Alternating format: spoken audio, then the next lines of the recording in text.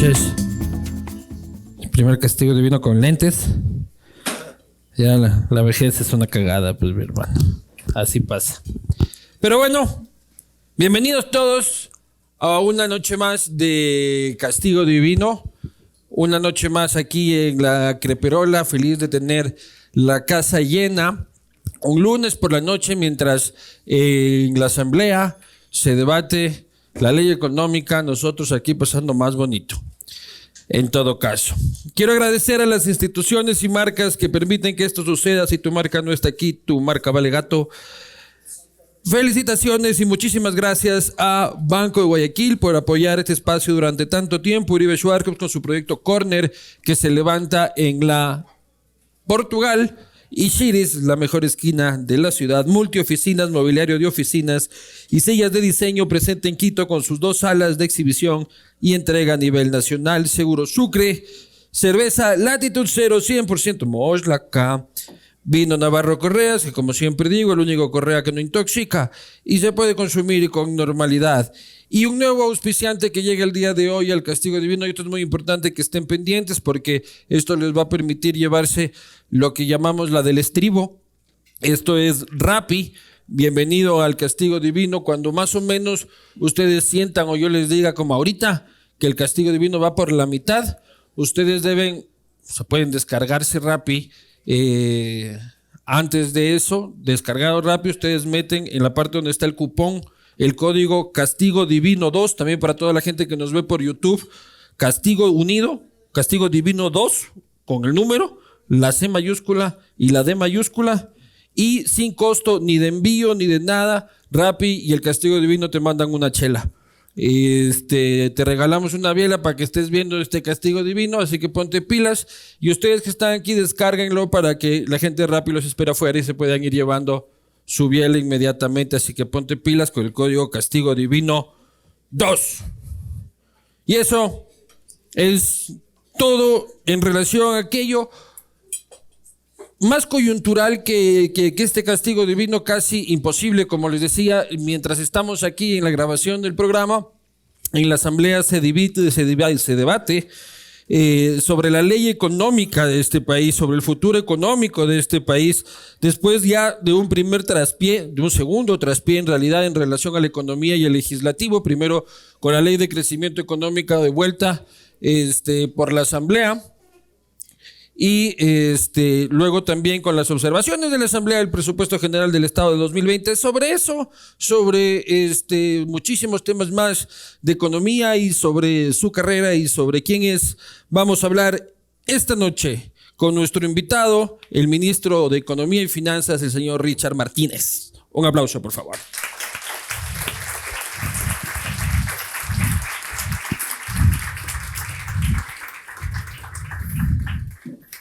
¿Qué tal, mi querido Lucho?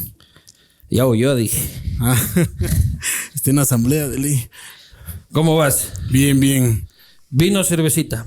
Un vinito está bien. Esto es peligroso entre dos lojanos, hermano. Imagínate. Puede suceder cualquier cosa. Y eso que no traje el Cantaclaro. Ni has de tomar Cantaclaro, pura boca nomás. No, hace años que ya no tomo Cantaclaro, pero en las épocas juveniles, claro, pues que era para lo único que había presupuesto. Y el tufo que te dura 4 días, pero eso no. Salud. Salud. Bienvenidos todos. ¿Cómo estás? Bien, bien. Ahí con expectativa de la ley. Hasta ahorita en la asamblea. ¿Qué expectativa tienes? ¿Qué información tienes de cómo se están moviendo los votos? Positiva. O sea, siempre al final del tratamiento de las leyes hay muchísimo movimiento, ¿no? Al mes de agosto, en junio del 2018, aprobamos la ley de fomento productivo, acuérdate. Y al final hay muchísima tensión, ¿no? Ahorita, por ejemplo, los asambleístas están pidiendo que se incluya a cada provincia en la exoneración o en la reducción del 10% de la tarifa de impuesto a la renta para las provincias afectadas por... ¿Y les van a dar ese chance? Bueno, ya ahorita es tema de la asamblea. O sea, nosotros ya no pintamos mucho allí. Pero tienen un bloque, supuestamente. Sí, pero finalmente ya los equilibrios políticos están allá. Yo creo que ya es mejor que entre ellos lleguen a los acuerdos y procesar que pase la ley. Yo sí creo que hay buena expectativa para que pasen la ley. Pero te caen pésimos los asambleístas a ti, ¿no? No hay peor plan tuyo que Asamblea Nacional. No, porque ¿quién dice eso? Porque tú realizas algo desde tu perspectiva técnica y tiene que pasar por un filtro político, no necesariamente por lo técnico, donde se pueden mejorar las cosas, pero también se puede desdibujar muchísimo las cosas.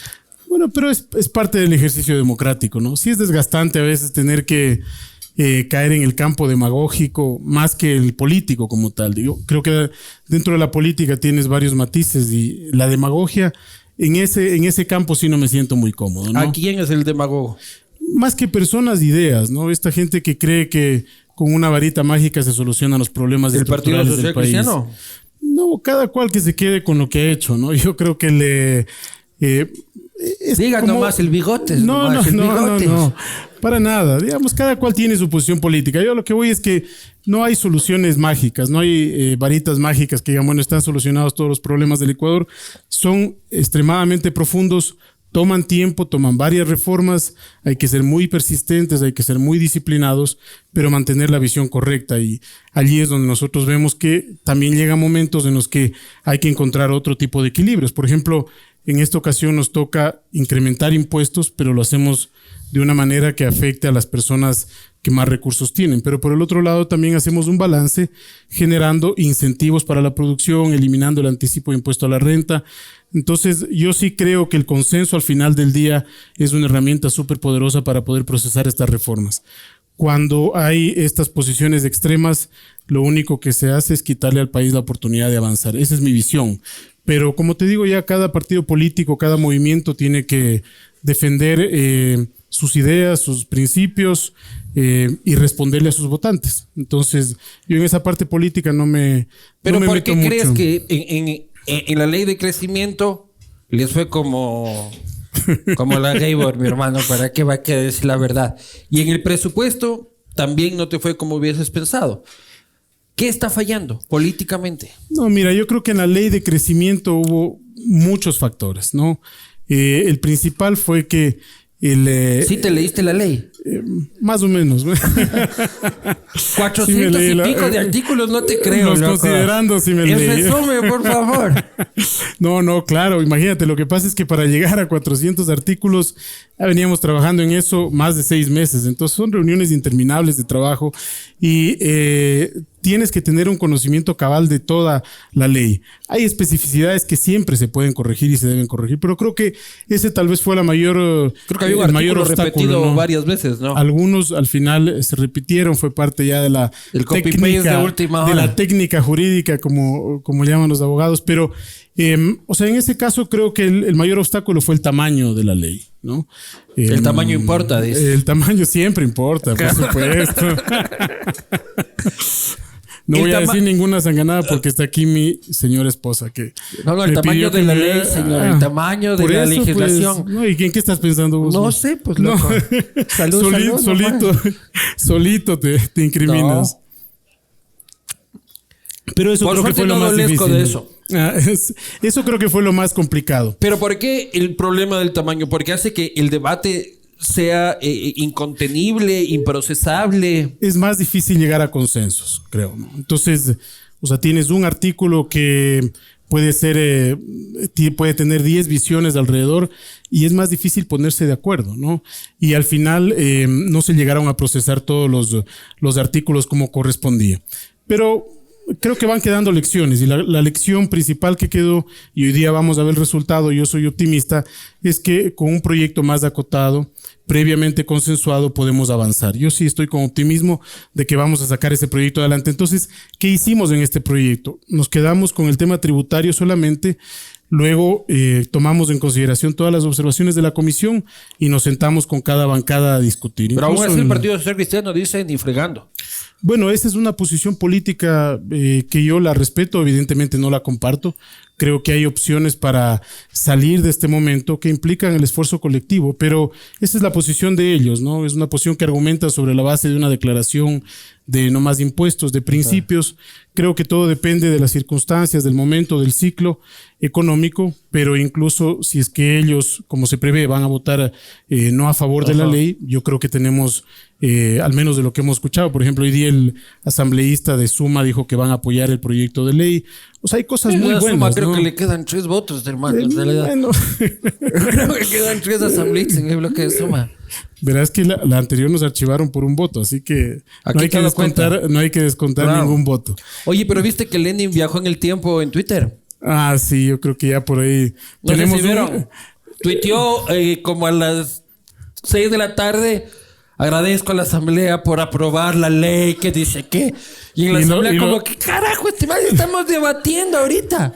¿Y lo de la posta fue meme o Nosotros como en vimos... función de? No, en función de... Ah, ok. Nosotros como... ahí nos hizo el Buen presidente... efecto, hacerles viajar en el tiempo a ustedes también. Claro, nos Se hizo hacer imagina la que- cagada, porque cogimos y decimos, ya se aprobó la ley, pero está en debate, pero el presidente dice que ya se aprobó, manda el meme, mierda, el presidente. Nos hizo la cagada. Bueno, Por sí, favor, sí. hay que despedir al CM del presidente. Ya, no sé quién yo creo maneja que el mañana hay Twitter, un ¿no? ex community manager Hay de un ley. ex community manager. De ley fijo, ¿no? Eso, Total, y eso- ahí los socialcristianos dijeron, para colmo dice que ya se aprobó y no cuente con nosotros. Dentro de la ley que se debate hoy, que probablemente para los que vean en YouTube ya estará aprobada o rechazada. Bueno, me avisan por si acaso, ¿no? Los Claro, que están- ajá, estarán pilas, ¿no? Avisarán. Esto es como el castigo que tengo el miércoles en Guayaquil mientras juega la liga la primera final. También van a necesitar que me avisen. Se plantea Bueno, un supongo que cobro de todos vamos impuesto. al delfín, ¿no? Tú le vas al delfín. Sí, claro. Por eso es que te putean tanto, mi hermana. Se plantea un impuesto a los consumos especiales a la telefonía prepagada. ¿Por qué, loco? Sí, más bien lo que tenemos que, creo yo, ¿no? Propiciar es a la regularización de la telefonía, algo que sea mucho más bancarizado y estable. Incluso la telefonía prepago genera una informalidad brutal, ¿no? O sea, hasta cojo el teléfono y hago cualquier pendejada y me deshago del teléfono.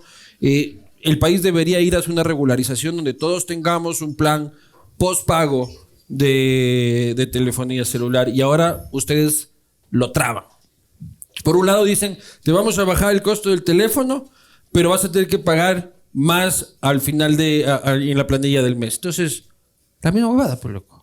No creo. Mira, hay una realidad y es que tenemos un déficit fiscal muy grueso y hay que buscar las medidas menos nocivas para cubrir ese déficit. O sea, allí yo no voy a ocultar una realidad, los impuestos para recaudar y acercarnos a cubrir ese déficit.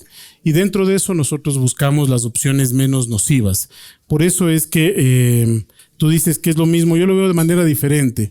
El hecho de ayudarte a que el equipo telefónico se reduzca de costo ayuda al nivel de cobertura a nivel nacional. Es decir, que tú puedas tener un teléfono mucho más barato también es un mecanismo para generar mucha mayor penetración en el mercado de las telefonías. Entonces, y es un beneficio importante, estaban en el orden del 10, del 15%, había mucho contrabando también en los teléfonos. Entonces, con esto se regulariza. Y en el caso de los consumos especiales para este servicio, lo que se está haciendo es que las personas que pagan, que son 5 solamente millones de personas. son el 27% de usuarios, ¿no? O sea, si uno lo ve también así, es el 27% de usuarios. Pero debería el ser resto más. son prepago. Sí, pero finalmente tú generas mayor nivel de... Pero tú no preferirías un país en el que todos sabemos la línea de quién es, cuál es su tarjeta, y cómo hace, no cómo lo usa, Sí, pero también para el que sea más prepago te regular. piden la información, digamos, estás generalizando en el hecho de que todo el mundo incumple No, las el reglas. prepago vas y compras en un chip ahí como cajero y te bota el chip casi sin ningún Sí, pero registro. eso no quiere decir que no se conozca la trazabilidad del producto. O sea, yo ahí creo que hay opciones de mejorar buscando estos equilibrios. Entonces tienes un segmento en el cual se pueden recaudar 100 millones, que no es poco este momento. Un 10% me parece que, y de los análisis que hemos hecho, no genera una implicación negativa en el consumo. Luego le reduces el arancel para que el equipo sea más barato y además se incluyen otras reformas a las telecomunicaciones, ¿no es cierto? Para que puedan tener mayor capacidad de cobertura. Hay una que no se aprobó lamentablemente en la comisión, que es el hecho de que las telefónicas puedan invertir el pago anual por la frecuencia en incrementar la cobertura, en incrementar el número de antenas, en mejorar la tecnología, etcétera, etcétera. Ese modelo funciona en otros países donde ya las empresas telefónicas no pagan el anticipo o el valor por uso de frecuencia al Estado, sino que se acuerda entre las empresas telefónicas y el Estado un valor, digamos 500 millones, 800 millones, del valor que sea, y eso va destinado a proyectos específicos que garanticen mayor calidad y cobertura. Eso no pasó en la comisión, hubo mucha oposición al tema y bueno, ya no sé en qué terminará esto en el pleno, no creo que salga realmente. Pero la ley busca 620 millones de dólares.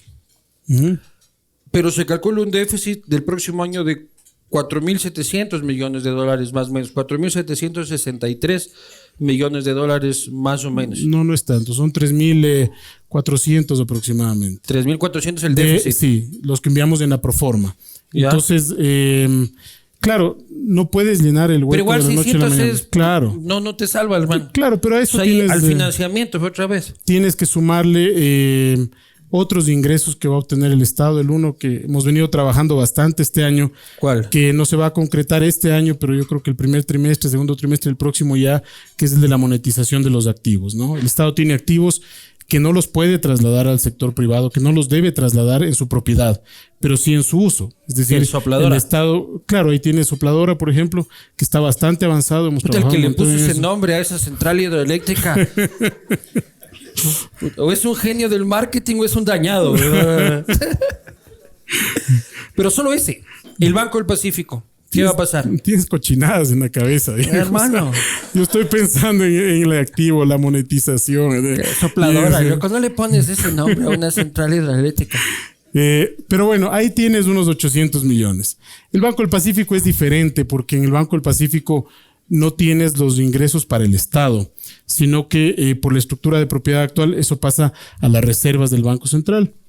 Entonces, el propietario es, bueno, ahí tienes el Banco Central, la CFN, etcétera, etcétera, pero eso pasa a alimentar reservas del Banco Central y no necesariamente viene, y mejor que no venga a los ingresos del Estado. ¿Pero Qué bueno sabe que puede vender el ser. banco o no?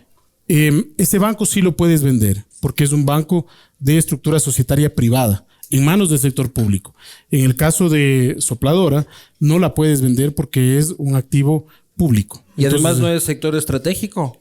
sí, pero justamente creo que hay allí un está candado constitucional allí ahí. está la restricción. Y en el caso del Banco del Pacífico, tienes una estructura societaria privada en manos del sector público, entonces ¿Y hay se lo puede interesados en vender. comprar el banco? Sí, claro. Y yo creo que le hace bien. Ahorita todavía creo que es muy temprano para decir. Pero ¿no? es Porque banca ha sido- extranjera.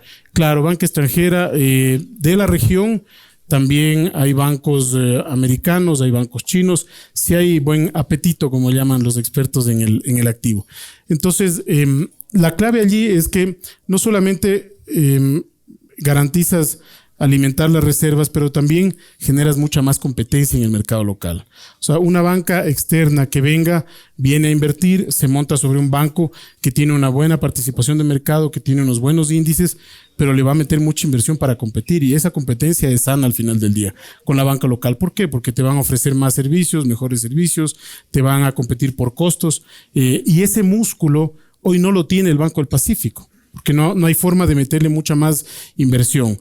Pero si viene una banca internacional, va a venir a competir y eso le hace bien en general al sistema financiero. Pero le quitas los pagos obligatorios al Banco del Pacífico. Como el tema de que ir a pagar la multa de tránsito en el Banco del Pacífico, el ni sé qué en el Banco del Pacífico. Así cualquiera es un tremendo banco. No necesariamente, es un banco que es eficiente. Bueno, eso No, es ayuda. bueno, ajá. Eso ayuda, también la capacidad coactiva ayuda. Pero ya cuando sacas un activo de esta naturaleza al mercado, tienes que ponerlo en equidad de condiciones. Totalmente. Totalmente. Entonces, incluso así, sin eso, y claro, hay que revisar algunos contingentes que tenga el banco, etcétera.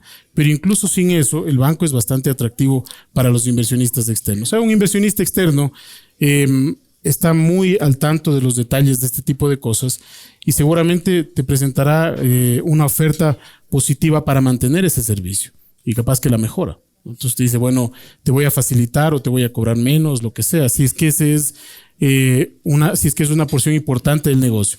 No creo que es el core del banco, pero sí es una porción importante. ¿Cuál es la necesidad de financiamiento para el próximo año? Mira, nosotros estimamos unos 6.600, casi 7.000 millones, ¿no? ¿Pero a precio de chulco o...? Porque ya has sacado vos, ya has conseguido... ¿Cuánto fue que sacaste el otro? ¿El 11%? Sí, ese sí dolió. Pucha, pero con vaselina esa huevada, pero... Dolió, pero bueno. El tamaño importa el del porcentaje en este caso, huevada. Pero claro, no, la idea es, aquí tú tienes, los multilaterales tienen condiciones inmejorables, ¿no? Son tasas del 2,5, 3, 3,5 hasta 4%. 20, 25, 30 años plazos, eso no lo encuentras en ningún otro financista. Pero con condiciones. O sea, es el compromiso que tú asumes en las reformas estructurales, ¿no? Y este es lo típico. Bueno, es que el fondo ha impuesto las condiciones. No, el país va al Fondo Monetario, el país va donde los multilaterales y le dice, mira, este es mi plan para lograr estas metas, discutes obviamente, y sobre esa base te prestan. Y no es muy diferente a cualquier crédito del Banco Mundial, de la CAF, del BID. Esto ha funcionado siempre. Entonces, esos son créditos que están atados al cumplimiento de ciertas metas, pero a las que tú te comprometes, ¿no? Y luego pasan a ser créditos de libre disponibilidad. Esa es la ventaja, sobre todo los del Fondo Monetario. Los del Banco Mundial y los del BID, algunos de libre disponibilidad y otros atados a proyectos. Pero esas tasas realmente son pero de ahí bajas. piensas sacar 6.000. No, de allí solamente tenemos para sacar hasta unos 3.000 con algunas operaciones que estamos haciendo con otros organismos. Y el resto no digas China, no digas China, weón. Mira, allí tienes la deuda interna. Allí tienes China, no estoy diciendo. China National Bank. China Development Bank. Pero allí yo creo que también nuevamente tenemos que quitar el estigma, ¿no? No es tanto de dónde viene el dinero. Oh, ya me está adorando la pila. No, aguanta. Es China, qué mierda, otra vez. Es que ya pareces los demagogos. Déjame explicarte. Nosotros ya tomamos un financiamiento con China. Claro, 1.000 millones. 1.000 millones, pero no comprometimos más crudo. Y la tasa era más baja que todas las anteriores, 6,25%. Entonces, no se trata de dónde venga, sino las condiciones. ¿Y por qué hay tanto secretismo en la deuda con China? Bueno, ¿es verdad que los contratos son declarados secretos en la época del correísmo? Sí, tienen cláusulas fuertes, ¿no? Que ni siquiera Contraloría puede entrar. No, Contraloría sí tiene acceso a todo, absolutamente todo. Contraloría, imagínate. Entonces, lo que sería. ¿cuánto le debemos a los chinos, ñaño? Bueno, ya ahorita son un poco más de 10.000 millones, 12.000 millones. Y allí lo que hay que hacer es cambiar un poco ¿El 25% de toda la deuda o qué? Bueno, no, pues la deuda total está en cerca de 50.000 millones, ¿no? El 25%. Bueno, sí. Yo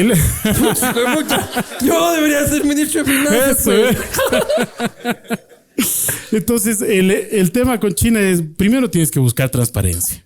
No, o sea, el contrato que nosotros firmamos es un contrato diferente. Porque ya se abren todas las cláusulas. Segundo, si comprometes o no comprometes más crudo, nosotros no comprometimos más crudo. Luego, antes de hacer esa operación, hicimos también un prepago de una deuda que tenía un nivel de encaje que estaba a unos 270 millones de dólares encajados afuera. No te pondrás a pensar mal. Oye, esta vez sí no pensé mal. El dañado eres vos, ¿no? Es que ya como encaje. Vente encajo, güey. ¿Cómo es la cosa contigo? Entonces, allí hicimos una buena operación. O sea, le prepagamos la deuda, logramos recuperar ese nivel de encaje, redujimos también el nivel de pago de intereses, redujimos la presión fiscal y alimentamos reservas. Y luego tienes el otro crédito donde no comprometimos más crudo, más transparencia, el nuevo, mejor tasa. Ese fue el que salió. Para el próximo ¿Cuánto año, petróleo tenemos comprometido con esta gente? No tengo este rato la cifra, pero son varios millones de barriles, ¿no? ¿Y por qué no podemos liberar ese petróleo y decirle, mira, aquí está tu plata, con la plata del FMI, dame acá y yo vendo a spot el petróleo? Lo que pasa es que tú tienes que conseguir allí mejores condiciones. Y en esto sí, en el acuerdo con los multilaterales, ellos no, dentro de los acuerdos, esa plata no puede ser utilizada para prepagar otra deuda. Exactamente. Entonces, allí lo que tienes que hacer es mejorar las condiciones del mercado. con una deuda que tú le emitas mucho más barata que la de los chinos, puedes hacer esa operación. De hecho, este año yo creo que nos va a tomar algo de tiempo. Son negociaciones súper duras porque tienen un componente geopolítico también. Hay muchas cláusulas contractuales que destrabar, pero sí es un objetivo de gestión reperfilar ese financiamiento y esa deuda con China, ¿no? Hay varias líneas comprometidas con el Banco de Desarrollo China, otras con el Exim Bank. Entonces, la misma onda con Tailandia, ¿no?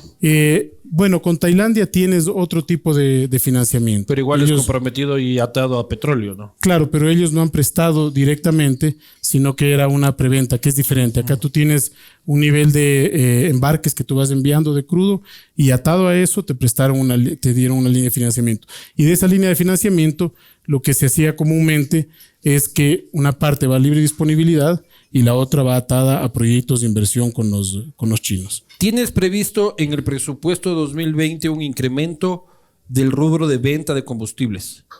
¿Qué quiere decir eso? ¿Subir la gasolina? Mira, nosotros estimamos un objetivo de $700 millones, ¿no?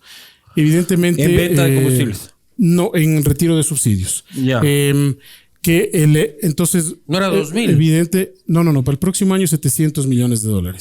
Eso es lo que ahora se prevé en las condiciones que estamos ahorita. Claro, en el presupuesto pusimos $700 millones que incluyen además el IVA que hoy no se paga. Es decir, si tú pones un nuevo precio de los combustibles, también vas a recibir más IVA por eso. Pero aguántate. $700 millones en retiro de subsidios de los ya retirados, ¿o ustedes esperan que de una u otra forma van a poder focalizar? Adicionales, ese era el objetivo de focalización. Ahora, entonces sí van a subir los combustibles. Pero vamos para a algunos focalizar. O para otros, sí, como sea, pero van a subir. Es que mira, es un problema que tenemos que resolverlo, ¿no? Y yo creo que aquí la expectativa es 700. Finalmente es una proforma y todo esto está sujeto a las variables políticas también y sociales. O sea, creo que hay que trabajar con mucho tino para garantizar justamente que no paguen o no estén subsidiadas las personas que más tienen, ¿no? Y esto es muy sencillo de entender. Tú de ley le pones extra al carro, loco. De ley. De ley.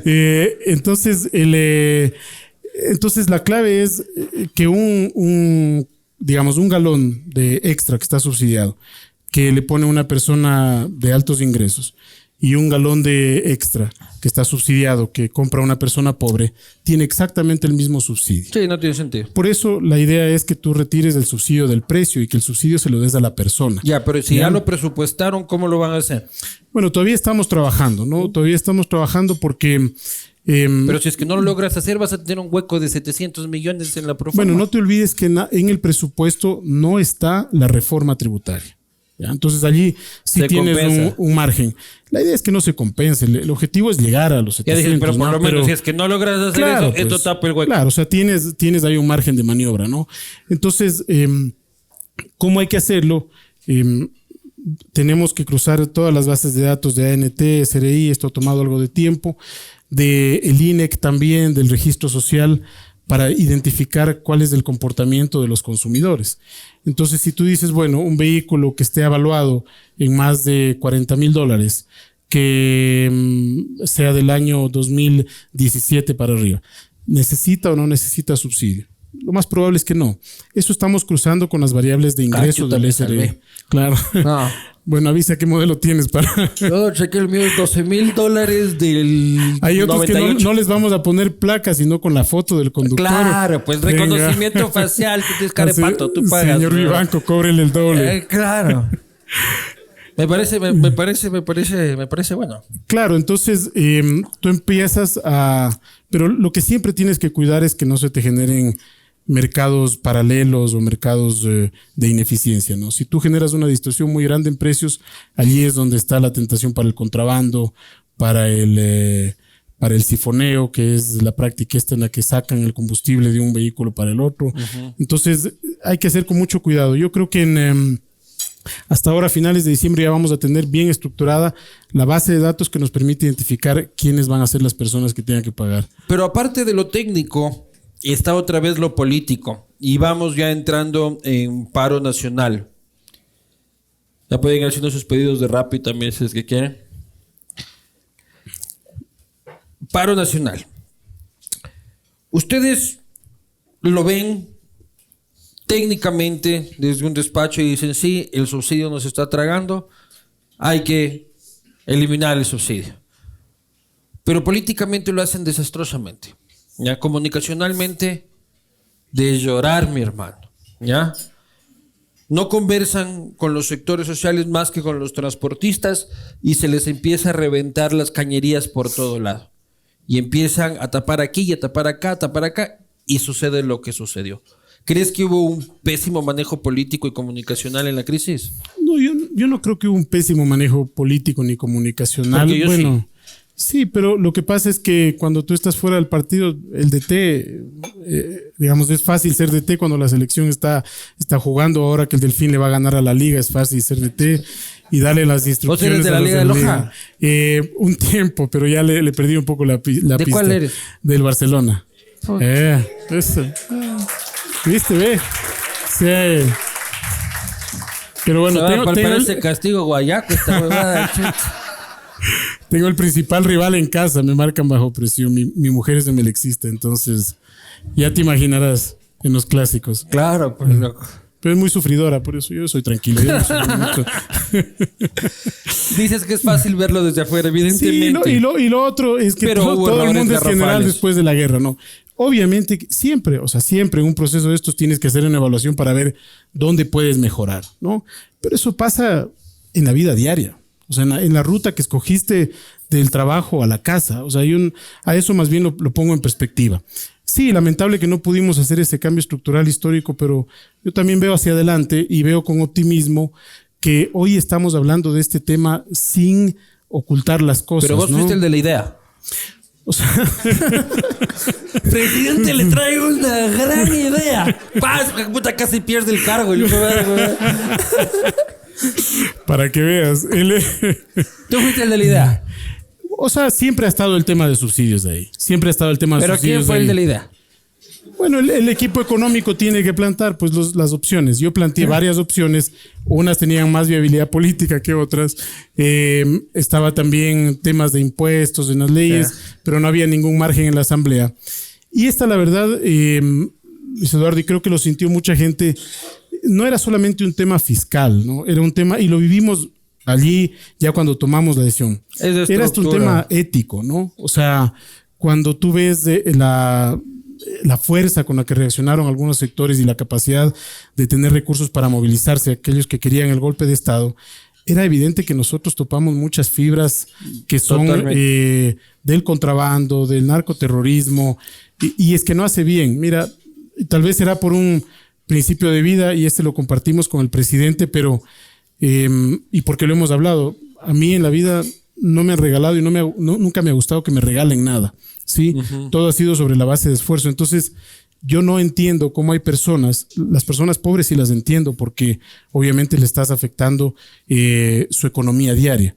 Pero de las personas que más ingresos tienen, no entiendo cómo pueden aspirar que el Estado les subsidie un combustible. Yo creo que la gente de más ingresos creo que sí había el poco respaldo que había, creo que era mucho de ese lado, ¿no? Sí, sin duda. Pero también hay gente que dice... Pero vos cuando veías la calle en llamas, no decías, puta madre, la cagué. Alguna reacción te debe haber causado como... No, o sea, fueron momentos súper tensos. Pero también, personalmente, ¿cómo lo vivías tú? Mira, con un poco de frustración, te diría yo, por no haber tenido la capacidad, y aquí no le endilgo ninguna responsabilidad a nadie más que a mí, de no transmitir a profundidad cuál es la perversidad de este tema, ¿no? Entonces es un error político. ¿Por qué? Bueno, pero mío. No, yo no quiero endilgar aquí a nadie. Tal vez cualquier error lo asumo yo. No estoy aquí para apuntar a nadie con el dedo. El error lo asumo yo. Pero sí fue un momento ya cuando las cosas empezaron a tomar otro matiz. Evidentemente ya hablamos con el presidente en el sentido de que había que preservar la paz para la economía mismo incluso. O sea, si tú te vas no al tema social ni político, sino incluso para la misma sostenibilidad económica. No puedes tener un país sin paz. Mira lo que está pasando en Chile, mira lo que está pasando en Colombia. que por temas menores se han activado protestas, pero Pero sigue te desangrando la asustaste. economía. O sea, llegaste a estar asustado. O sea, te digo, puta, no. yo hubiese estado pariendo, pues, o sea, y tú, humanamente, pues, loco, o sea. O sea, cuando me asusté realmente fue cuando tuvimos que movernos con mi familia. Esos fueron los ¿A momentos dónde, más Guayaquil? duros. No viajamos a Guayaquil con mi Aloha. familia. Imagínate. Más difícil todavía. Por No. recomendación de seguridad. Sí, por recomendación de seguridad, porque en los sitios, bueno, bastante gente sabe dónde vivo, no, yo no oculto nada. Entonces, sí llegó un momento de mucha tensión donde podías. Aquí estaba podías el estar venir así, expuesto. hijo de puta, tomando nota. No te voy a decir dónde vives, güey. No le doy la dirección si quieres. No hay problema. Pero allí sí fue, porque ya no es lo que te pase a ti, sino Ya la familia. ver la preocupación de la familia. Piensas que los niños no se dan cuenta, pero de ley que se dan cuenta de absolutamente Son 4, ¿no? todo. 4 hijos, sí. Y Puta, eres estuvimos en- manaba, creo, no lojano, weón. No tiene 40 años, ya tiene 4 hijos, weón. Lindos guaguas, ¿ah? No lo dudo, Lindos no lo guaguas. dudo.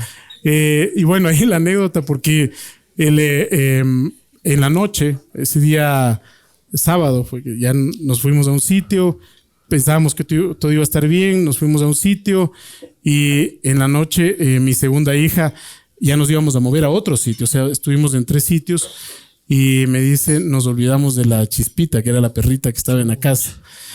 Y claro, como adulto tú dices, bueno, sí va a sobrevivir, no va a pasar nada, ya llegará el lunes, Wow. cuidemos la vida. Pero cuando la ves a tu hija realmente estresada, preocupada, y que allí es cuando tú dices, bueno, soy primero papá, después cualquier otra cosa. Entonces, De vuelta fue a ver una- la Chispita. de vuelta a ver a la Chispita. Pero un equipo de seguridad, ¿no? ¿O tú? No, pues claro, con la seguridad que le asigna. Dispositivo para ir a ver a Chispita, No, hijo de madre. imagínate. Helicóptero, weón, el giro, weón, ahí sacando la perra. No. Lo peor es que no puedes hacer mucho relajo. Entonces te toca Claro. irte en un auto despacito. Y claro, sí te expones. La verdad es que sí te expones. Puta, Nos si te golpearon el encontraban a vos, te carro. sacaban la madre. ¿Tú crees? Claro, si yo andaba pariendo, imagínate vos, loco. Claro. Bueno, Imagínate, encontramos al ministro de Finanzas, hijo de puta, te paseaban empalado. pero sabes que eso es bueno. O sea, yo camino libremente por la calle, no tengo problema. Pero es que había un nivel de violencia terrible y ya de Pero, gente. pero hoy te digo, hoy, fuera o sea, de sí. salgo a trotar, salgo con mis hijos, me gusta, o sea, me gusta sentir. El día sábado estuvimos en un restaurante y el dueño me dice, bueno, pero usted no anda con seguridad. Le dije, no, fines de semana no estoy con seguridad. Cero seguridad. Y estaba mi hijo, el tercero. Le dije, esa es mi seguridad, mi conciencia tranquila, hermano. No le debo nada a nadie. O sea, yo trato de hacer las cosas correctamente. Si en eso hay un error, una omisión, está bien, ¿no? Pero nada que no me impida o que me impida dormir. Es decir, la gente que se ha robado tanta plata, la gente que le ha hecho tanto daño, no puede dormir. Y nosotros Pero a en eso veces no sí. dices como que, ¿para qué carajo acepté ese trabajo?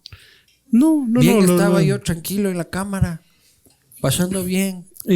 No, la verdad, o sea, sí hay momentos de desgaste, pero me gusta mi trabajo.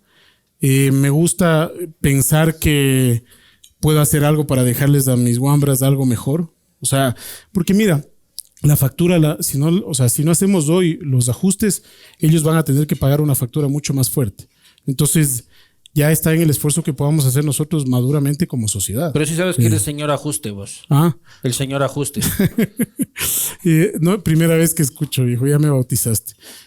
O sea, pasarás a la historia como el ministro que él le tocó o intentó por lo menos apretar. Bueno, desde mi punto de vista, mientras de eso... Que si quieres ser candidato es una cagada. Tener, Bueno, gracias a Dios no quiero ser candidato. no quieres ser candidato. No. De alcalde de Loja. No. Ahí es justamente allí es cuando tú tienes que ya proyectar las cosas, ¿no? Mientras tengamos los mecanismos de protección social para las personas más pobres, las personas que pueden adecuarse a un ajuste tienen que hacerlo. Esa es mi visión, ¿no? Y es un ajuste fruto de una bonanza que todos también la vivimos. O sea, los años de bonanza no pasaron inadvertidos. Todos vivimos por un pariente, personalmente, por la empresa en la que trabajamos, por los negocios particulares, por lo que sea, que había una bonanza. Pero O sea, que no era que con sostenible. Correa estábamos mejor, dices tú. Con Lucio. Con Lucio, claro. Pero te Entonces, estás refiriendo a una bonanza en la época de... claro, pero una de bonanza Rafael. por unos precios del petróleo que se te dispararon, por un endeudamiento agresivo que no te ayuda a sostener un gasto en el mediano y en el largo plazo. Entonces, obviamente ahora hay que tomar las decisiones que hay que tomar y son las decisiones correctas y en eso yo más bien soy muy grato con el presidente porque él ha apoyado cada una de estas decisiones, incluso al costo político, ¿no? Porque no vamos a ocultar que estas decisiones tienen costo político, pero son las responsables. Son las decisiones responsables. Pero tus panas de las cámaras ya no te invitan a la cena de Navidad, ni amigos secretos, no te queda un pana en las cámaras, ¿no? No, sí tengo bastantes amigos. Gracias a Dios he podido trazar muy bien la línea de lo personal, de lo institucional. Pero hay algunos que están bravísimos contigo, No. tus ex colegas. No ladran, pero no muerden. Ladran, pero no muerden. Sí. Dicen que has cambiado mucho. Que el Richard de hoy... Eso sonó no es- romántico, que has cambiado Claro. mucho. Dile Has que venga cambiado, para darle un abrazo. Está ahí deshojando margaritas. Dicen Ya los voy a consolar. que ahí verás cómo tú le consuelas con el encaje. Ahí Ya te con salió, el encaje. Y con la sopladora. Con la sopladora y el encaje no hay nada que no pueda superarse, hermano. Pero dicen que el Richard de hoy es la antípoda contra lo que luchaba el Richard de ayer, ¿no?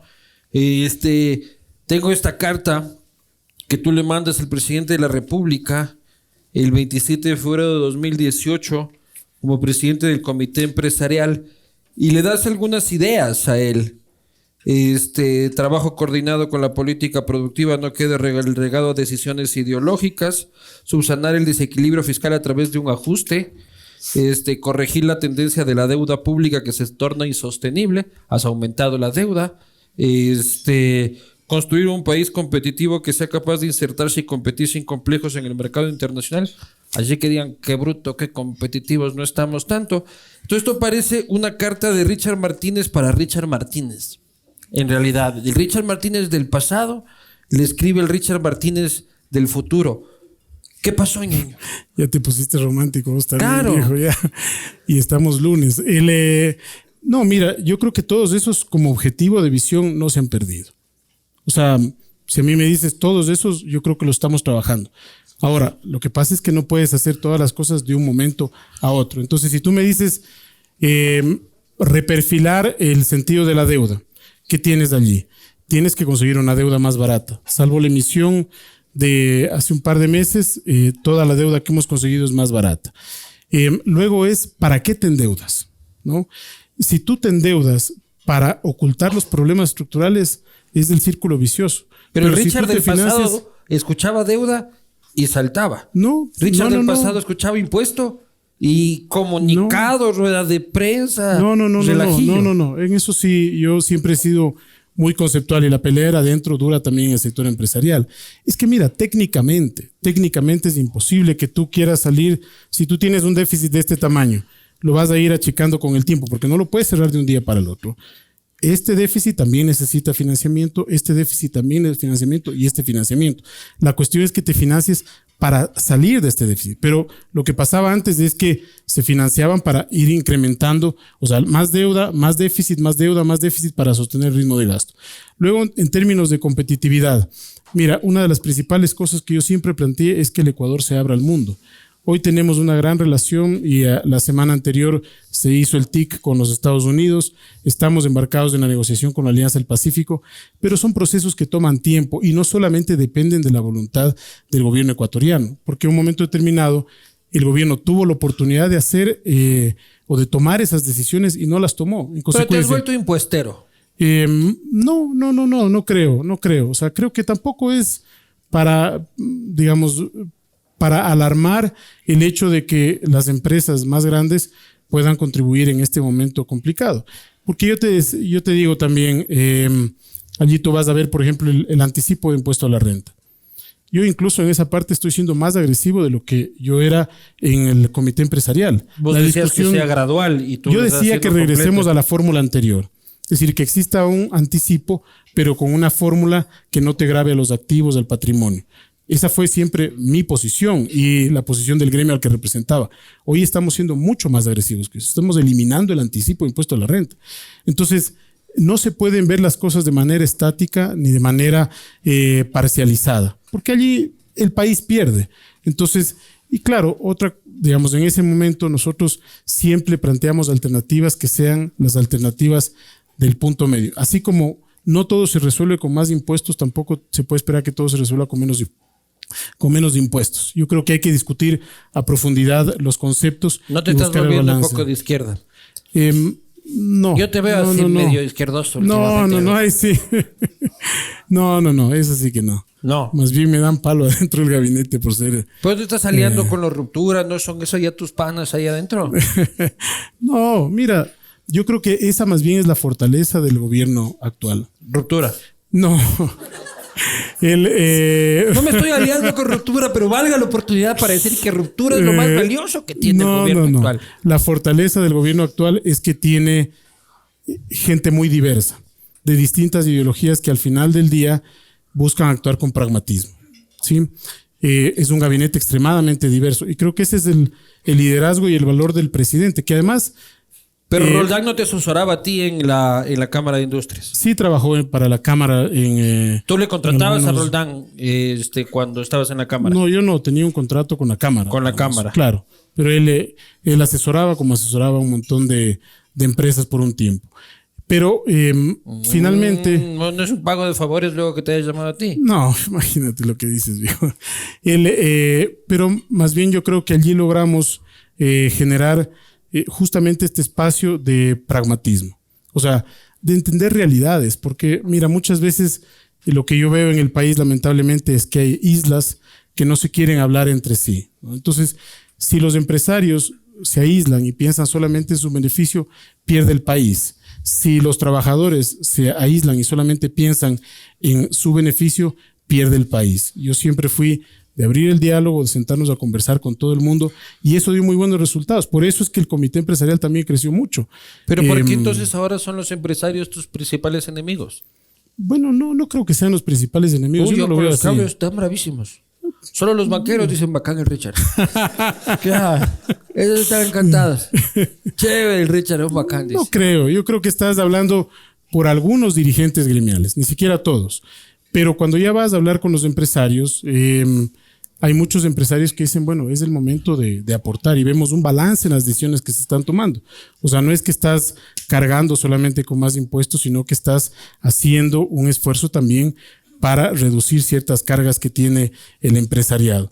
Y el empresariado es extremadamente diverso. Claro, los dirigentes gremiales tienen que cumplir su rol, unos tienen un rol un poco con mayor exposición que otros, tienen que atender a las necesidades, así funciona el gremialismo de sus agremiados, pero yo veo con optimismo también porque converso mucho con los empresarios, no es un tema que sea una voz unificada del sector empresarial. Pero tú dices que en la calle me va bien. O sea, en la calle troto, paso bacán, nadie me quiere matar me alegro. Creo que no tienes tampoco un perfil confrontativo como para que la gente tenga ese tipo de reacción. Pero el 86.21% de la gente cree que la situación del país está mala. Y el 74.43% cree que va a estar peor. O sea, la gente allá afuera, por más de que no te lance una pedrada, gracias a Dios no le lance una pedrada al ministro, dice, estamos en la mierda. ¿Cómo cambiamos esa percepción? Mira, es que primero nadie puede desconocer que es una situación económica compleja. Que no podemos desconocer que estamos en la mierda, dices vos. No creo que estemos en la mierda, sinceramente. No me gusta etiquetar las cosas así. Creo que estamos en una situación compleja, pero creo que estamos en la ruta correcta y tomando las decisiones para el futuro. Es interesante en esas encuestas que tienes cómo la gente diferencia su situación personal de la situación país. Cuando vas a las preguntas de situación personal, por alguna razón la gente ve Más mejor optimistas. su situación personal que la situación del país. Entonces, pero yo veo que ¿A qué dentro de la atribuyes complejidad, esa diferencia? no sé, creo que seguramente Vamos, la comunicación juega mucho en esto, las expectativas también, y posiblemente puede interpretarse como un sentido de solidaridad, ¿no? De ver que alguien más está mal, entonces la situación país está más mal, pero tú estás bien. Yo estoy fresco, pero mi vecino está jodido. Exacto, eso puede ser que alimente esa percepción. Y yo veo esto en perspectiva de mediano y de largo plazo. Un problema que se generó durante 10 años tan profundo no se puede solucionar de manera rápida, ¿no? Y cuando tú ves países que han logrado salir de crisis fiscales tan grandes, lo han hecho con el tiempo y con un esfuerzo colectivo. Obviamente esas cifras para nosotros son un referente de que tenemos que seguir trabajando para mejorar la situación de la cotidianidad de los ecuatorianos.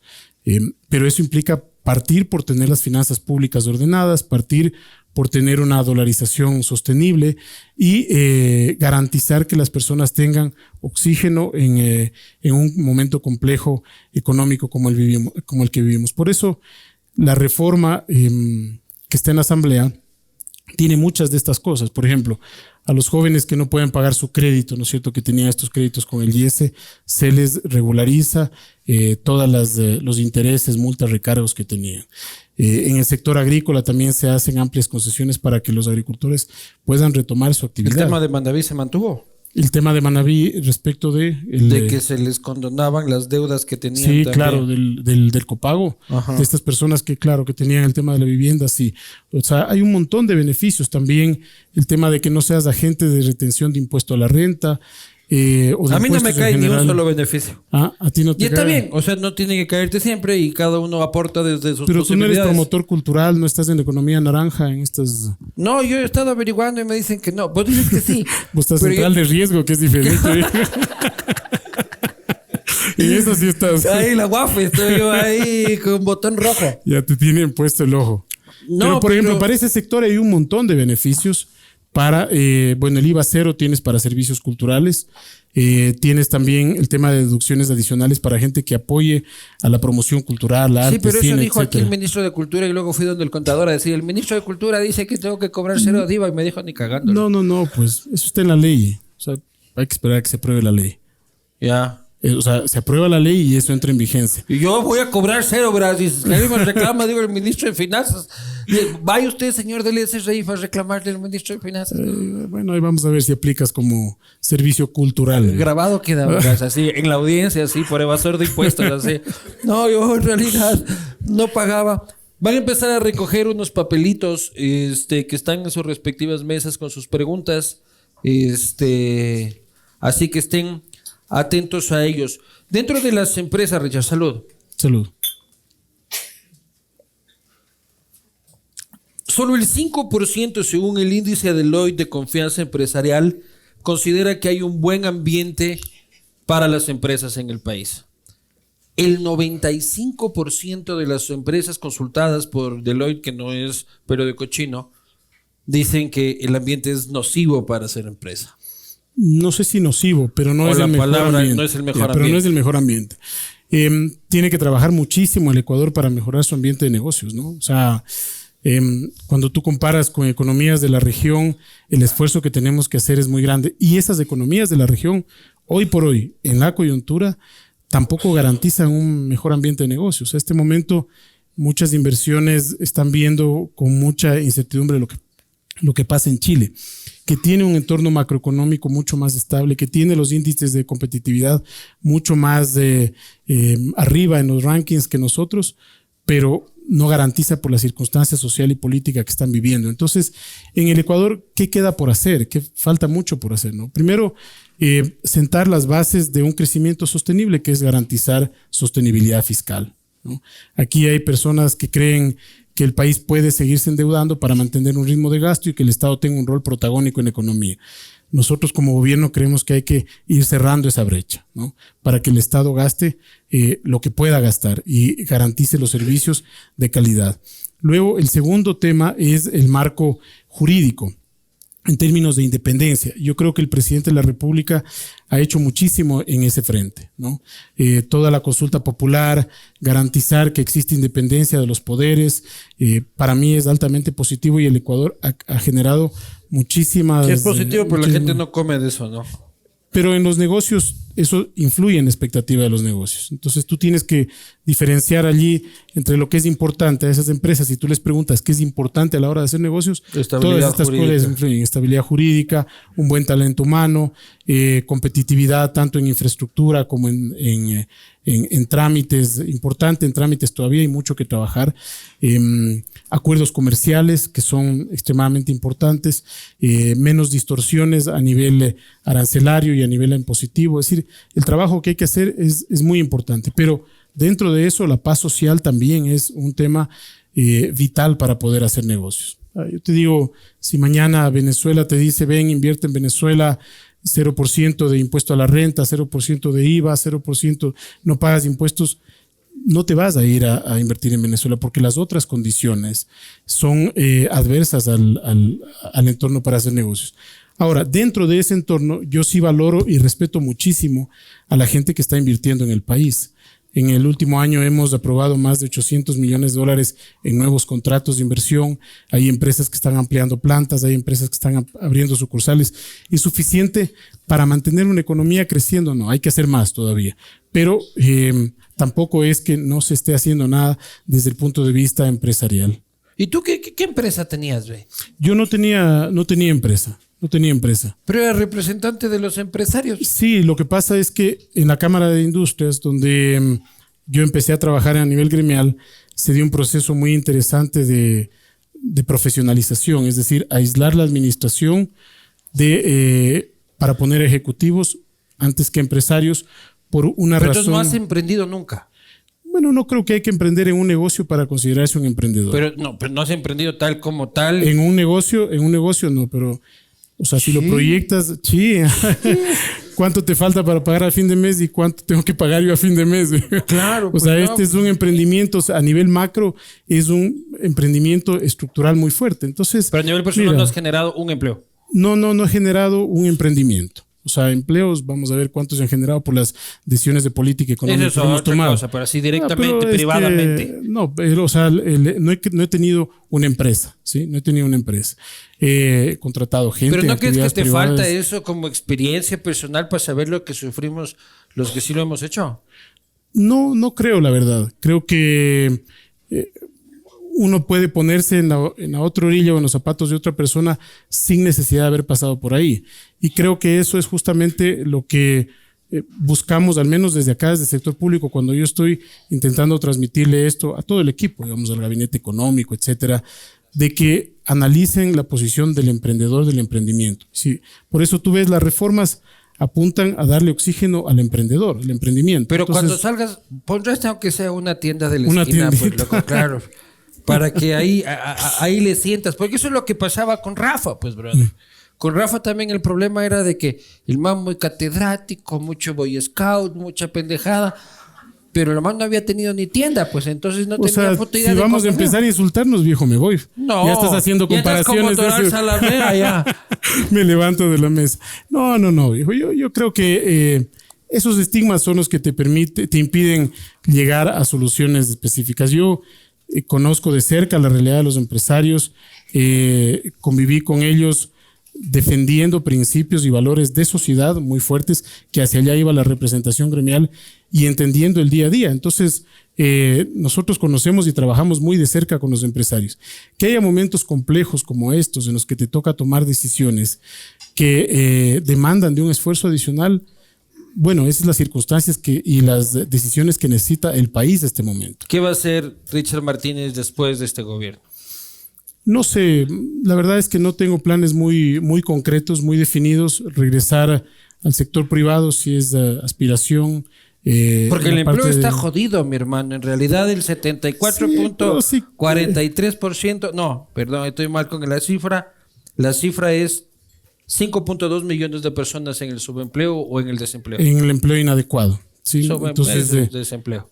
Claro, entre el subempleo y entre el empleo inadecuado y el desempleo. Muy difícil la situación de empleo, ¿no? La única forma de conseguir empleo a mediano y a largo plazo es con una economía que crezca acompañada de un marco laboral adecuado. Pero ya ves que allí están las restricciones políticas también. O sea, una reforma laboral en estas circunstancias muy complejo de administrar, pero sí creo que podemos llegar a consensos para darle más viabilidad a los nuevos emprendimientos. Por ejemplo, el ministro de Trabajo allí ha hecho una buena labor generando consensos, no con todos, porque no se puede ya llegar a un punto de acuerdo con todos, pero para tener nuevas modalidades contractuales para los emprendedores. Pero les quedan año y medio y no se ha generado empleo. Se ha destruido empleo, en realidad, de lo que recibieron. Porque en el 2014 el empleo eran 3.7 millones de personas entre subempleo y desempleo.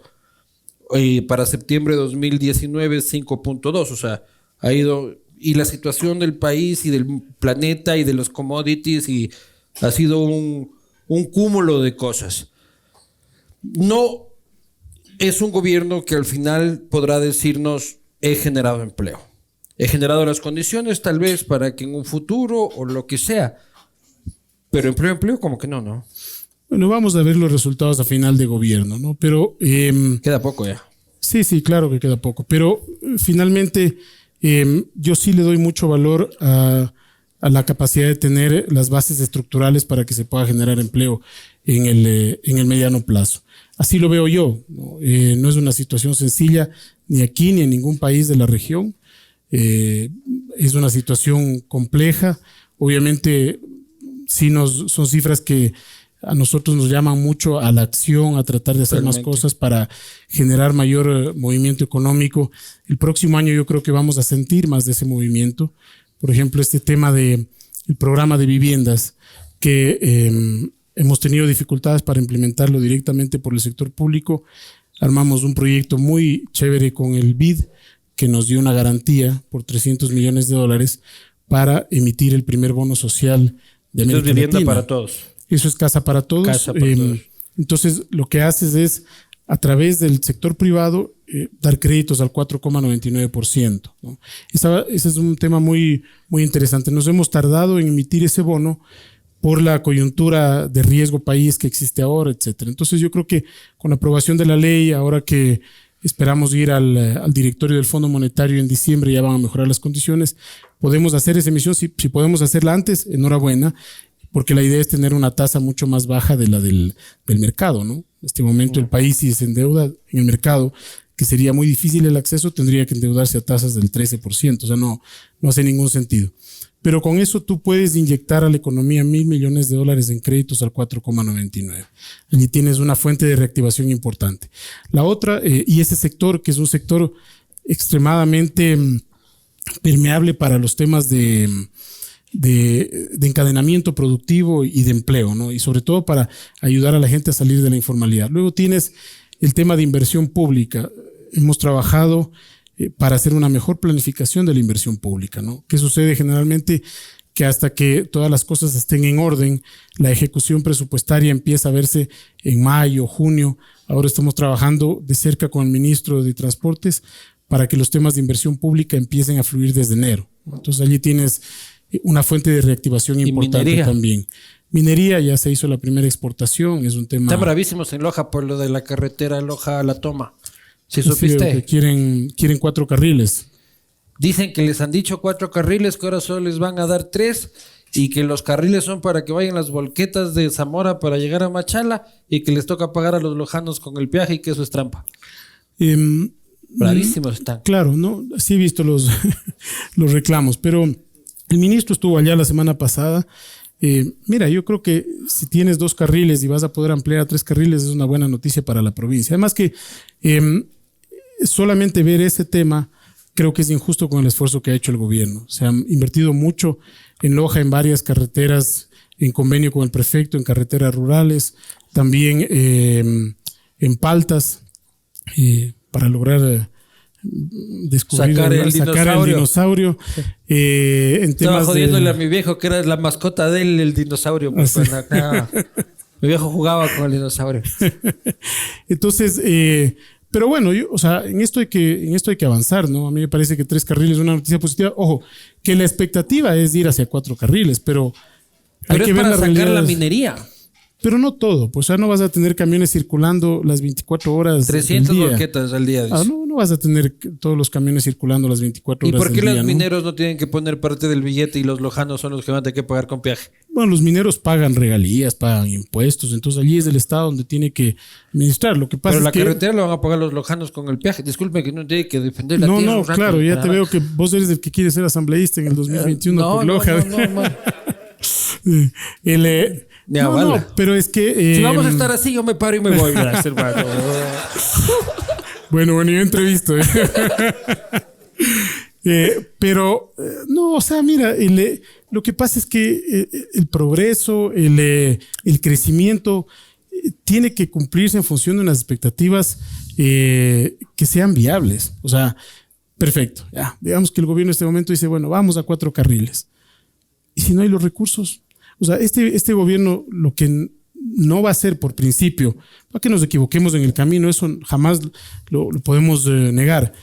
Pero caer en el campo del ofrecimiento que no se pueda cumplir, en la demagogia, eso nos parece que es poco responsable. Es preferible. No, pero digo, es que los mineros van a utilizar la carretera, que se caigan con un billete. Pero es que sí están pagando regalías. Lo que sí se puede sentar a trabajar con los mineros, mira lo que hicimos en Zamora con el prefecto Clever Jiménez, para armar procesos de asociatividad para que la gente de Zamora sea la que se incorpora a los procesos productivos de la minería y de transporte también, y de catering, etcétera, etcétera. Entonces, ellos pagan una tasa, una regalía, se entiende que con eso se puede cubrir, pero yo más bien creo que el hecho de que tengas ya 3 carriles también te va a permitir una cuestión, si organizas bien el tráfico, te va a permitir un mejor flujo. Y por eso, digamos, una concesión privada, cuando no tienes recurso del sector público, me parece que es viable. Otros que están bravos eran los guayacos, porque has ido a asomar vos el 6 de diciembre a decir que vas a regalar $120 millones a Quito y para buses eléctricos.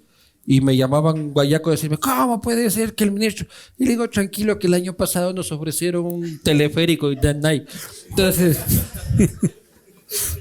viendo el chuchaqui de fiestas de Quito, lo que van el 6 de diciembre a esa sesión solemne, todavía chuchaquis, y ofrecen cosas que nunca cumplen. No te vi ahí en la sesión solemne. No, es que yo sí estaba chuchaqui en otro lado. Por eso era. No, ¿y qué me va a invitar Yunda, hermano? Esa cosa. Ardería en llamas esa vaina. $120 millones para Quito, ¿te parece? Yo encantado porque soy quiteño, pero por el resto del país que digan como que... Pero son créditos, ¿no? El BEDE lo que hace es de financiar estas cosas, no es que te da gratis. Hay una parte que es préstamo. Claro. Le tomo la palabra, señor ministro, te ponía Yunda en Twitter, ¿no? Claro. Sí, más sí, le sí, vale, para colmo así, señor @, Luis Eduardo Vivanco. El pautas, hashtag pautas. Ese puse yo. Entonces, pero son créditos, digamos, de aquí, créditos como con todas las provincias, en Guayas también se ha hecho, en Loja. O sea, el BEDE es un instrumento de desarrollo súper interesante. No es tenga, pero pague. No hay de dónde ahorita como para una cosa así. Bien. Me quedan, ya creo que mejor me voy acá porque son bastantes. ¿Cómo se va a proteger a la industria nacional de tantos productos chinos importados? Mira, aquí hay 2 visiones diferentes, ¿no? Hay gente que considera que incrementando aranceles tú puedes proteger a la industria. Yo soy de la idea de que la mejor forma de protegerla es haciéndola más competitiva. Ahí estoy de acuerdo contigo. Para que pueda, digamos, primero porque tenemos que pensar en el consumidor cuando tú tomas esta decisión, y son caminos que ya se han intentado en otros países, que en mi opinión han tenido distintos resultados dependiendo de la economía. Por ejemplo, Brasil es una economía mucho más cerrada, pero el tamaño del mercado interno es de tal nivel que te da para moverte en ese mismo mercado. Nosotros somos una economía pequeña y tenemos que abrirnos, pero para abrirnos tenemos que garantizar las condiciones de competitividad. Richard, ¿has pensado junto con tus compañeros ministros en poner una denuncia a Jaimito Vargas por calumniarlos de ministros vagos? No, la verdad no se me ha pasado por la cabeza. Vagoneta no eres, eso sí no creo, ¿no? No me considero una persona vaga. En realidad en el diálogo Ya fuiste el único que habló así medio, porque le ponen al presidente del Consejo de Participación Ciudadana. Chucha. Buenas, gracias por invitarme, mamita, que me ve en televisión. Política, hermano, les falta. ¿Qué opina del economista? Bien que te gusta. No, pero por eso digo, les falta. La política, digo. Claro, o sea, yo hago periodismo político, pero de avala candidato. ¿Qué opina del economista Javier Milei? Hoy día estaba viendo un video del hombre diciendo que Javier Milei es un argentino libertario que hoy día decía en un video que veía que el ladrón de barrio, ¿qué? El ladrón de barrio tiene una superioridad moral frente al político. Porque por lo menos es un ladrón que te da la cara y corre el riesgo de irse preso. Verás, full gente lo sigue, Semaf. Si usted fuera presidente, ¿a quién elegiría como ministro de Economía? ¿A Correa o Leonidas Sisa? Sí, hijo de madre. Muerte cruzada, viejo. ¿Qué opina del tractorcito de Leonidas Sisa? Funcionó. Bueno, tenía una estrategia comunicacional claramente marcada detrás, ¿no? Y creo que en la parte comunicacional había toda esta, digamos, todo este interrogante y esta construcción de llevar las cosas a simplificar. Momento tenso, pero no. Sí, bastante tenso porque, digamos, creo que no solo por el momento en sí mismo, sino por lo que ya veníamos viviendo durante muchos días. Pero el momento en sí mismo era tenso. Sí, había y además tensión. estaban más indígenas que ustedes. Había bastante tensión, pero si uno ve las cosas en perspectiva, creo que el valor de tener paz, que es lo que estábamos ya sufriendo todos los ecuatorianos esos días, hoy... Ese día que derogan el decreto, ¿qué dijiste tú para tus adentros? O sea, como que, puta, tanta huevada parece. O sea, me imagino, ¿no? No, la verdad es que, mira, claro, hay muchas emociones, ¿no? Hay muchísimas emociones. Sí me ilusionaba la idea de pensar que podamos darle un giro estructural a la economía, ¿no? Hoy día el país sería totalmente diferente. Hubiésemos acabado con muchas mafias, tuviéramos muchos más recursos para invertir en la gente. ¿Cuánto billete perdimos? 1.500 estaban jugándose allí. 1.500 de los que se pueden computar. De ahí tienes un montón de plata. 1.500 perdimos. Ah, no. Por la paralización, dices. No, yo sé que el decreto preveía conseguir 1.500. Bueno, tienes entre daños y pérdidas más de 1.000 millones, ¿no? El Banco Central está terminando la estimación. O sea que más de 1.000 millones. No ganamos los 1.500 y perdimos otros. Nos fue como la gay, hermano, en realidad. Deje así. Llevan más de 2 años prometiendo monetizar los activos del Estado. ¿Qué nos garantiza que esta vez sea cierto? Yo creo que, los hechos dicen más que las palabras, ¿no? O sea, aquí hasta que la gente no vea monetizado un activo va a seguir con esta incertidumbre. Pero lo que les puedo decir desde adentro es que todo el proceso que hemos trabajado este año, que ha sido extremadamente desgastante en la parte jurídica, financiera, etcétera, a mí me hace prever que estamos ya muy cerca de llegar a una monetización de un activo. En el caso de Banco Pacífico, por ejemplo, tú ya tienes asignada la banca de inversión, que va a ser la cuantificación o la valoración del Banco del Pacífico. ¿Cuánto vale el banco más o menos? Habrá que ver, pero entre unos 500 y 800, porque aquí hay muchas cosas que van saliendo en el camino y dependen de la tasa de retornos. Hay un montón de variables allí, pero tú tienes ya una banca de inversión que fue seleccionada de entre más de 50 bancas a nivel mundial, que es la que está haciendo el proceso de valoración, que estimamos nosotros lo entregará hasta el mes de marzo. Tienes en el caso de CNT, también ya se entregó una banca de inversión, el proceso para que pueda también reconstituir los libros. Esa no la puedes vender, esa también se tiene que delegar. Sí, tienes que delegar la administración. Y en el caso de Sopladora, también ya se seleccionó la banca de inversión. Entonces, son hitos de gestión que nosotros nos vamos viendo. También hemos tenido acercamiento con muchos inversionistas y la verdad es que es muy complejo encontrarle una salida a TAM. Entonces, ¿por lo qué? que estamos ¿Porque es un haciendo, hueso? Claro, porque tú tienes allí, mira, o sea, tienes unas rutas que no son eficientes pero financieramente, socialmente importantes. pero socialmente son importantes. Entonces, lo que en mi opinión hay que hacer allí es transparentar. El Richard la del ayer relación. hubiese dicho, lo que no funciona, se vende. Lo que no funciona, se cierra. Dólar que dejas de gastar es dólar, porque al final costó, el año pasado creo que fue $70 millones de pérdidas. Sí, pero no es tan así, no es tan así. Yo creo que tienes que revisar. ¿Cómo ha cambiado el Richard del ayer, el Richard de hoy? Ya no te van a dar más, viejo, que ya No. estás. Vos que no pareces eh, lojano, chucha, la cédula te va a pedir. No, entonces, mira, o sea, en el caso de Tame, lo que tienes que hacer es transparentar las cosas y poner en el presupuesto general del Estado un subsidio para esas tarifas. La cuestión es que, ¿cuál es el problema de las empresas públicas? Que tú has utilizado las empresas públicas como un instrumento de política pública. Y son dos cosas completamente diferentes. La empresa pública tiene que ser eficiente, tiene que ser rentable, etcétera. Pero para eso hay que reformar la ley O también. sea, el Richard del futuro dice que Tame debe tener un subsidio fijo ya establecido y transparente. No, o las rutas. las personas ni las rutas. Es un error poner el subsidio al precio. Bajo el mismo concepto. O sea, si una persona que no tiene los recursos para para costearse una tarifa que no sea lo más eficiente, el Estado puede tener unos recursos destinados para que esa gente se movilice hacia provincias. Es mentira, porque el pasaje en Tame es más caro que el de las otras compañías.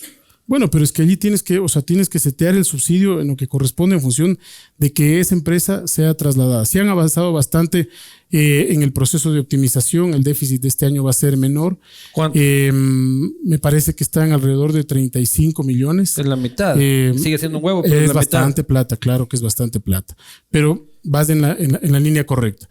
Y luego, ya a futuro, con una reforma de la ley de empresas públicas, que nosotros sí esperamos poner en la asamblea el próximo año, tienes que reconstruir toda la estructura de las empresas públicas para quitar este concepto que te digo de que la política pública esté anclada a la empresa pública. No, son dos cosas muy diferentes y allí es donde se generan las distorsiones.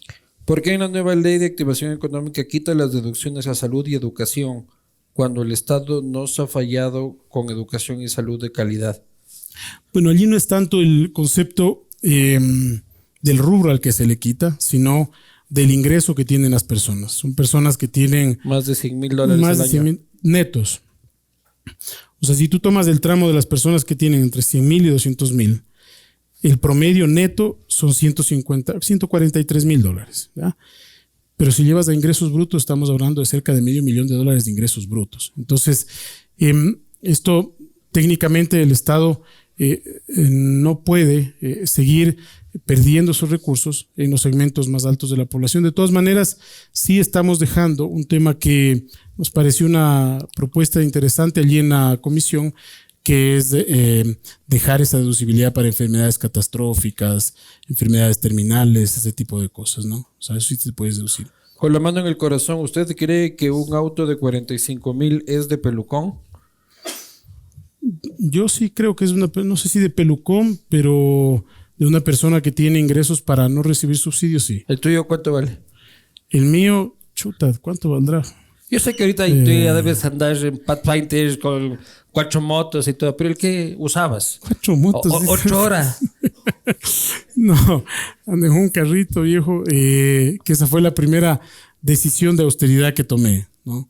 Cuando llegué, habían como efectivamente 4 carros, el uno, el otro. Un carro, un conductor y una persona de seguridad, no me muevo con más. Pero personalmente, ¿cuál es tu carro? Personalmente es una Honda Odyssey viejita del año 2007. Estará, no sé, favolada.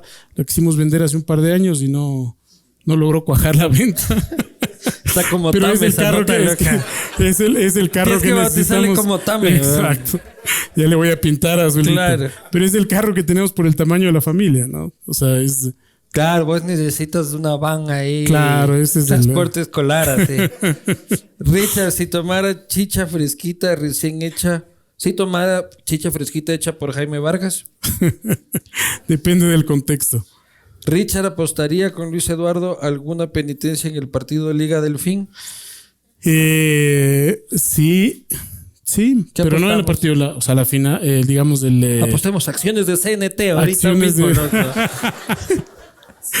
No sé quién pierde, viejo. Claro, no, 8 huesos. No, yo creo que CNT sí se puede concesionar bien. Claro, o sea, CNT tiene un margen de optimización muy grande, ¿no? Creo que esa es una empresa atractiva. Sí, CNT, Banco Pacífico. ¿Quién decidió las personas y el orden? A ver, ¿vamos a apostar o no? A ver, ¿qué quieres? Pues una de Canta Claro. Una de apostemos. Canta Claro, ya. Faja negra. Negra, loco. ¿Quién decidió las personas y el orden en el que intervinieron en la negociación del paro nacional transmitido por televisión? ¿La ONU? La ONU no.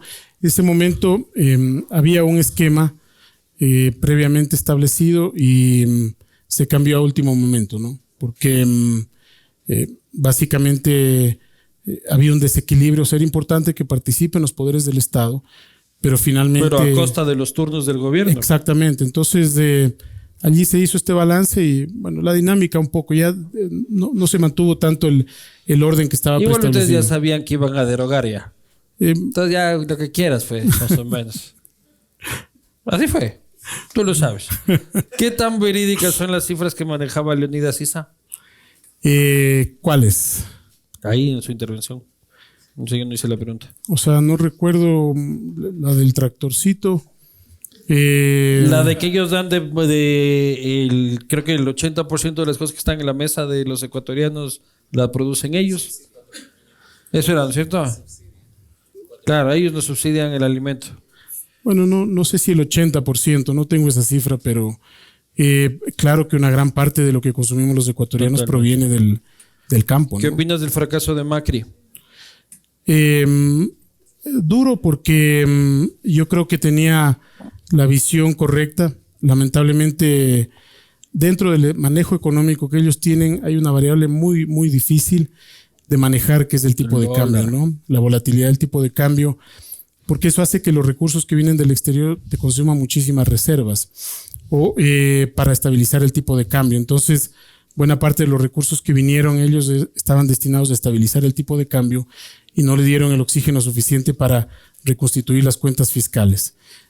Ojalá, por el bien de Argentina, que tengan un camino que les permita seguir saneando la economía, ¿no? ¿Considera usted que el indigenado revivió políticamente?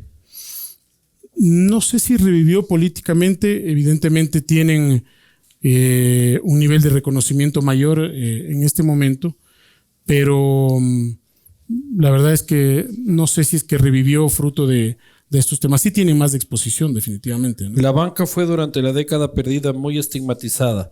La reforma a la ley de productividad beneficia a la banca en permitirle volver a los grupos financieros. ¿Va a ser esto viable? O sea, había una reforma sobre los grupos económicos en la ley anterior, en aquella ley que se archivó. Esta no tiene nada del sistema financiero. ¿Qué van a incluir en la reforma laboral para que pueda ser aprobada en la Asamblea?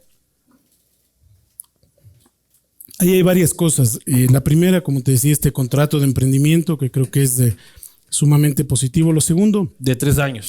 el tema de la jubilación patronal, Pero ¿no? en 3 años se mantiene Sí, el tema. 3 años está establecido en el acuerdo en el Consejo del Trabajo. Lo otro es la jubilación patronal. Mira, hoy por hoy el sistema actual de jubilación patronal perjudica al trabajador principalmente, no le beneficia a la empresa y obviamente te aleja de la informalidad. ¿Por qué? Porque tú tienes que, a partir de los 20 años hasta los 25, un margen de maniobra para, o mejor dicho, a partir de los 25 años esa persona se jubila y tú como empleador tienes que pagarle la Pero eso jubilación beneficia a la patronal. banca también, ¿no? ¿Qué tema? El tema de la jubilación patronal. Por ¿Por lo qué? que tienes que ir haciendo estos depósitos. Las en previsiones. ajá. No, pero son contables, ¿no? Son contables. El esfuerzo que tiene, justamente con eso se topan, con esa barrera se topan las empresas. Como tú hiciste muchas previsiones contables o provisiones contables, ya en el año 20, cuando sabes que vas a tener que entregarle una jubilación patronal al trabajador, muchas empresas lo que hacen es pagarle por un despido intempestivo y se quedan sin ese talento. Entonces le perjudicas al trabajador. Lo que estamos proponiendo nosotros y que hemos hablado con las centrales sindicales es que tú desde el primer día como trabajador recibas un porcentaje adicional de contribución de Del las 2%. empresas. Bueno, eso estaba, no sé en qué número quedaría exactamente, pero no era mayor al 2%, de eso sí estoy Hay seguro. que subir los sueldos 2%. No hay que subir los sueldos. Es un aporte que sustituye al mecanismo de jubilación patronal actual para que el trabajador... Nunca 25 años. Bueno. Hay que subir el sueldo 2%. No, es que no es del sueldo. Entonces, pero le proteges al trabajador desde el inicio. El trabajador está protegido. Entonces, si tú te vas 5 años, sales de la empresa, vas a otra empresa, te llevas tu fondo. Y con eso, al final... Ese fondo puede ir en la banca privada. A un fondo privado o un fondo público, a libre elección del trabajador. Pero vas alimentando ese fondo y tú te vas moviendo con ese fondo. Ahora la movilidad de trabajos es Y no puedo mucho más sacar ese fuerte. fondo, porque a los ecuatorianos nos gusta chuparnos el fondo. No, sí habían unas condiciones específicas, pero después de cierto tiempo, esas son las cosas en las que hay que ponerse de acuerdo. ¿Para qué tipo de cosas? Decir si te quedas desempleado.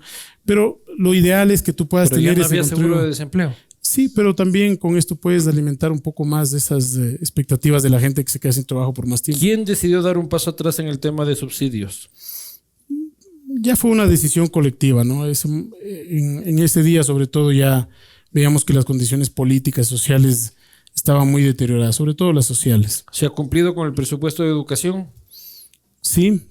Sobre todo, más que con el presupuesto, o antes que con el presupuesto, con el derecho de acceso, que es un tema que hay que discutirlo, porque muchas veces se habla de millones de dólares, de cientos de millones de dólares, y desde el punto de vista de finanzas, es el acceso propiamente dicho a la educación. Entonces, si tú puedes garantizar el mismo acceso a los jóvenes con un nivel de presupuesto dado, estás garantizando el derecho. Dentro de las reformas, ¿toman en cuenta a los jóvenes profesionales? Esto está un poco amplia, así que si le puede ser más corta, porque esta te mandó tu equipo, así es la típica. Sí, Mándale una así para que se luzca. Sí, esa es que... Deja ver. El viva es de aquí. Es mi letra, viejo. Claro. Esta es mi letra. No, esta es letra de aplicado, ¿ah? Claro, aplicada. Este es de Mira. mujer. Claro, este es Claro, las mujeres se lo escriben así de bonito. 20 sobre 20, como se computaba en mi época. O sea, yo sí creo que hay varios incentivos. Por ejemplo, estos temas culturales, los temas de nuevos emprendimientos que no pagan el anticipo de impuesto a la renta, el tema de los jóvenes que tienen la capacidad de hacer esta remisión de los intereses. O sea, yo sí veo cosas positivas. Ahora, el tema de los jóvenes en general sí es un tema que hay que discutirlo en su integralidad, ¿no? Yo veo en la región que la movilización social está básicamente centrada en las expectativas de los jóvenes.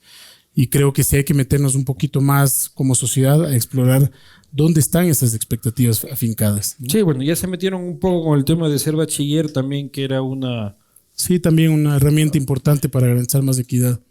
El 28 entra en vigencia otro CDI con Japón. ¿Cuál será el beneficio real? Otro CDI, ¿cuál será? No sé. Y seguimos en la novelería de ser parte del grupo de los países de la OCDE.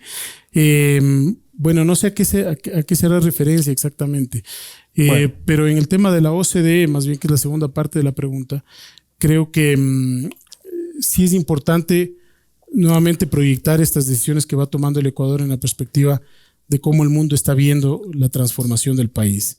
Muchas veces se simplifica el análisis diciendo, es que las condiciones de los multilaterales o es del crédito, etcétera. Recuperar la confianza internacional es muy complejo, toma tiempo y hay que mantenerla, ¿no? Cuando uno dice, bueno, el Fondo Monetario aprobó un desembolso de 250 millones de dólares. No es del Fondo Monetario, en el caso del Banco Mundial tampoco, en el caso del BID tampoco. Hay cientos de países que están detrás tomando esa decisión porque hay un directorio formal. Entonces, sí es un gesto de confianza fuerte para el país, porque se valora el esfuerzo. Y en este caso concreto de la OCDE, yo sí creo que nos pone en unos foros de discusión muy positivos para avanzar en políticas públicas de equidad, de sostenibilidad ambiental en la que ellos se enfocan y también de temas de competitividad económica. Oye, ¿y Lenin sí entiende de economía? Claro que entiende. Sí. Sí, sí, O claro. dice, aguántate, Richard, un momento cósmico cuántico y dice, dale con esa huevada de los subsidios. Eso suena muy bien, cabrón. Eso suena... No, claro que entiende. Entiende muy bien de economía y entiende muy bien el problema que tenemos y la gravedad de la situación que encontramos. Y por eso te digo, creo que es un gran capital tener el apoyo del presidente convencido, además, no solamente del diagnóstico económico, sino de las respuestas que tenemos que dar a la economía y de que eso necesita una gestión política que puede desgastar su capital. ¿No te dio ganas de aplicarle justicia indígena a Vargas en el conversatorio? No, para nada. ¿Qué es más fácil de tapar, el hueco fiscal o el baño? Paso. ¿La independencia del Banco Central no abre las puertas a otro feriado bancario? No, para nada. Más bien es un proceso que le fortalece a la capacidad de hacer contrapesos en las decisiones económicas, ¿no? Y lo que tienes ya que no sea guardar es caja chica otra vez. Claro, tienes que guardar un equilibrio porque no puedes dejar que sean cooptados estos directorios de política pública, pero para que no funcionen a favor de ninguna de las dos partes. Es decir, ni pueden funcionar a favor solamente del sector privado para desregular al sector privado si tú quieres, pero tampoco pueden funcionar solamente a favor del sector público y del gobierno para hacer, como tú has dicho, caja chica del gobierno. La austeridad tarde o temprano afecta al consumo de la gente. ¿Qué propone para que la economía no entre en recesión? Efectivamente, en noviembre es 0.07 o 0.7% de deflación. O sea, y este año además tenemos el efecto del paro, la contracción del gasto. Sí es, o sea, en términos de demanda agregada, hay una reducción de demanda agregada.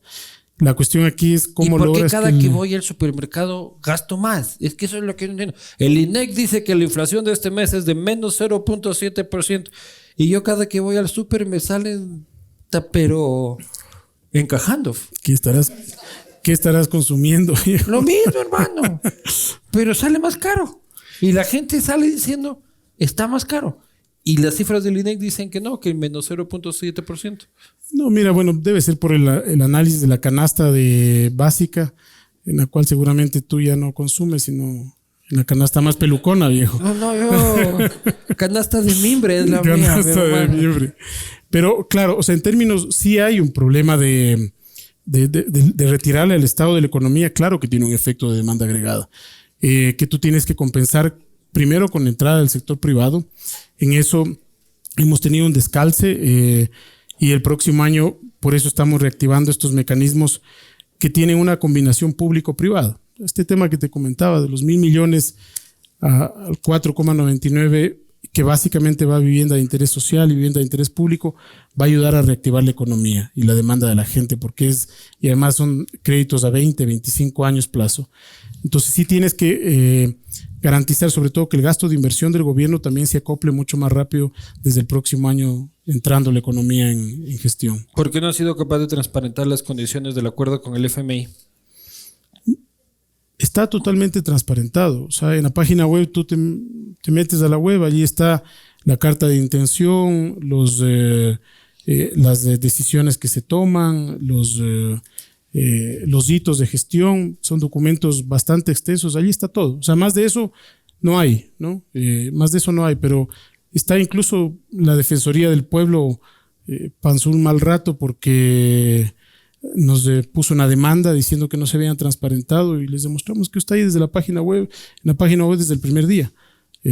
Pero hay que darse el tiempo de darle una leidita y de estudiar a profundidad todos estos temas. En dolarización el ciclo económico es más severo. Por ejemplo, en recesión el ajuste debería ser muy fuerte. Entonces, ¿vale la pena mantener la dolarización a mediano y largo plazo? Sí, sin duda. O sea, aquí es ya cuando pones en balance decisiones estructurales, ¿no? Y la persona que lo menciona tiene razón. Cuando tú tienes una economía dolarizada, el ajuste viene dado por cantidades, es decir, por producción y por empleo, no por precios, y tampoco puedes ajustar por la vía del tipo de cambio, ¿no? Pero en mi opinión sería desastroso si es que el país piensa en salir de la dolarización por un factor de esa naturaleza. Tienes que convivir con los esquemas que te planteas. Tú tienes ejemplos en la región también donde el tipo de cambio que no ha sido controlado efectivamente les ha llevado también a un descalabro financiero y económico muy fuerte. ¿Qué pasó con el decreto? Simón, ¿qué pasó con el decreto? Ya sacamos el próximo decreto. Aquí mismo acordamos que sacaremos el próximo decreto. Mes y medio, ya 2 meses ya es. Y nada. Bueno, yo decreto. creo que es parte de todo el trabajo que se está haciendo, ¿no? Lo que te decía, durante la próxima semana vamos a hacer pruebas piloto de todos los esquemas de focalización que nos han presentado. Uh-huh. Hay más de 20 propuestas, entonces les hemos pedido a las distintas empresas que nos hagan demos en las estaciones para ir viendo. O sea, yo creo que es cuestión de tiempo para lograr que salga un decreto con una trayectoria clara de objetivo, pero también no al decreto, señorita. Pero también esposa, garantizando un poco. Yo sí me he dado cuenta que es que es como Dibarra, entonces se acerca a la frontera, lo que eso es lo que me tiene a mí. Con eso te da en la casa, que es claro. diferente. ¿Cómo aspira a conseguir los 2.000 millones de activos que se contempla en el presupuesto total del Estado? Mira, lo que decíamos, ¿no? Ahí está Sopladora, tienes otro activo muy grande que es Coca-Codo. CNT también tienes el proceso de pero Coca-Codo es jodido porque Coca-Codo produce y tiene capacidad de producir mucho menos de lo que se prometió que iba a hacer. Lo que pasa entonces, es que sacar a vender, no vender porque no lo puedes vender, pero a concesionarlo es complicado. No necesariamente, o sea, es una obra mentirosa, cuarteada, mal hecha. Bueno, pero allí es justo donde tienes que negociar. Tú un vendedor, no, venga, compre su Coca-Cola. Pero allí es justamente donde tienes que entrar ya en negociación, ¿no?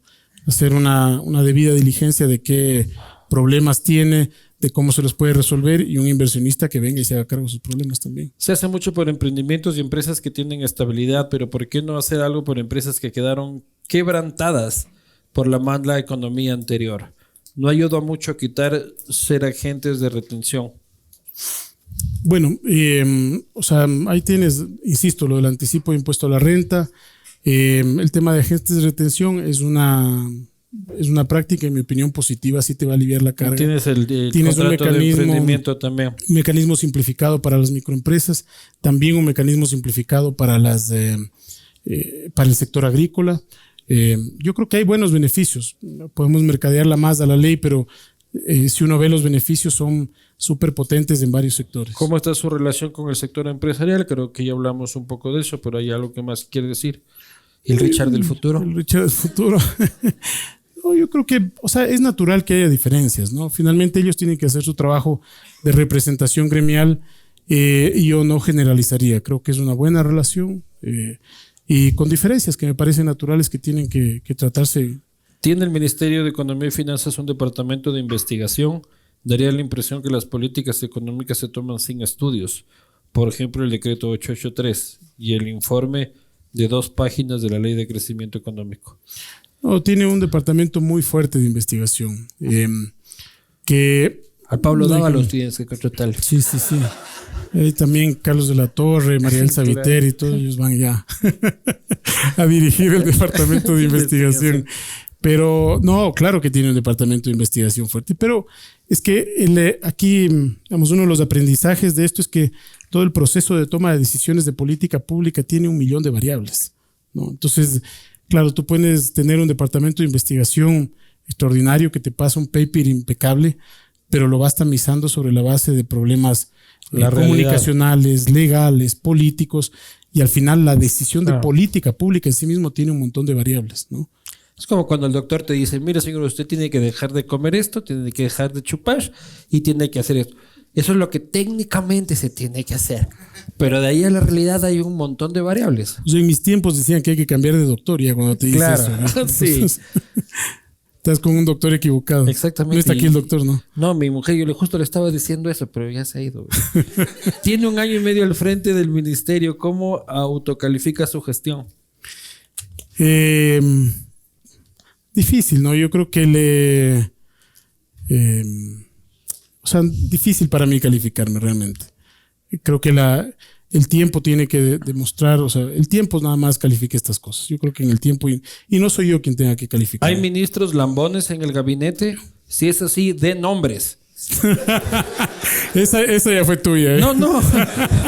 Si es así, de nombres, y si no, una cantidad. En mi impresión, no creo que haya ningún ministro ninguno es lambón. No, todos son profesionales de primera línea. Hay estilos diferentes que es... pero lambones, no. Es gente realmente comprometida, trabajadora, pero lambón no. Y si hubiera, tampoco te diría. Claro.